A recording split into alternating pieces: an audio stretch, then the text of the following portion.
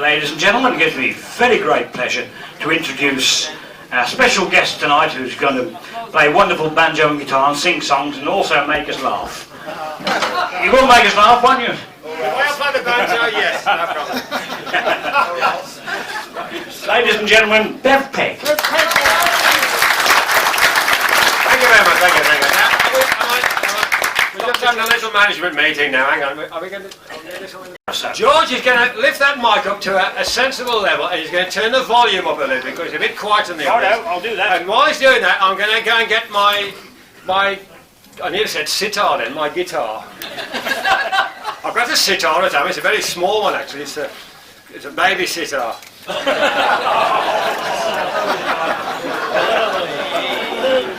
So that's something. But now, some of you have seen me before. How many haven't seen me before? That's it, right? Fine.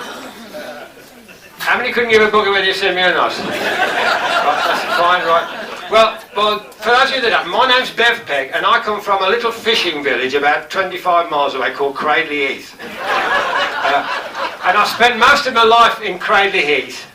I'm working and living there, although actually I wasn't born there, I was born out in the country. I was born in a little place called Wedlock, well just outside Wedlock I was born.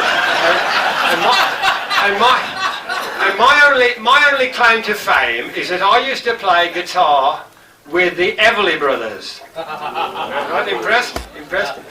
Not the Everly brothers from America, the Everly brothers from Cradley Heath. One's heavily into drink and the other's heavily into drugs. But, I mean, Cradley Heath, anybody been to Cradley Heath? It's ridden with crime though, it's not like round here, this is posh, but Cradley Heath's ridden with crime. If you go to the market and you want to buy a pair of stockings, they ask you what your head size is.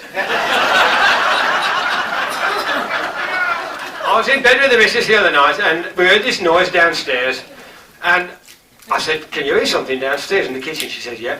And I said, do you want to go and have a look? And I thought I'd be brave, so I tiptoed down the stairs quietly and I could hear this noise in the kitchen. I opened the kitchen door gently. And there was this yob, about 18 years old, with a balaclava over his head, you know, just his eye holes showing, opening all the bloody drawers and cupboards, you know. And I shocked him, you see. I said, hey, what you doing? And he turned around and he said, I'm looking for cash and jewellery. And I said, well, hang on, let's turn the light on, we'll both have a look if you like.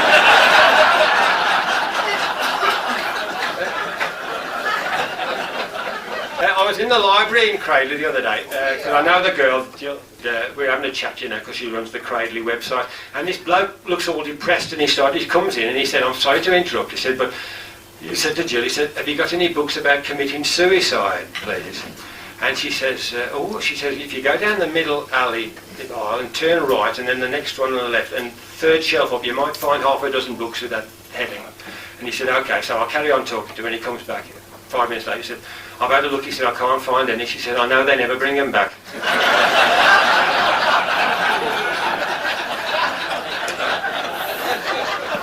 I mean, I don't just do this, singing with bands and things like that. I mean, I do a little bit of local operatic stuff, you know. In fact, I've just landed the part of Dick in Dick Whittington in the Pantomime in Cradley. My missus says, they could have searched all round here and they wouldn't have found a better Dick than me. So she knows I'm quite good at it.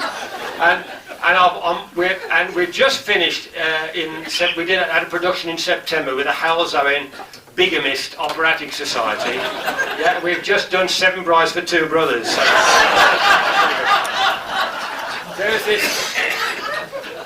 was this girl outside the fish and chip shop in Cradley, eating her fish and chips, leaning against the wall, and she got her knickers round her ankles. And I said, well, you got your knickers round your ankles for, love? She said, oh, has he gone?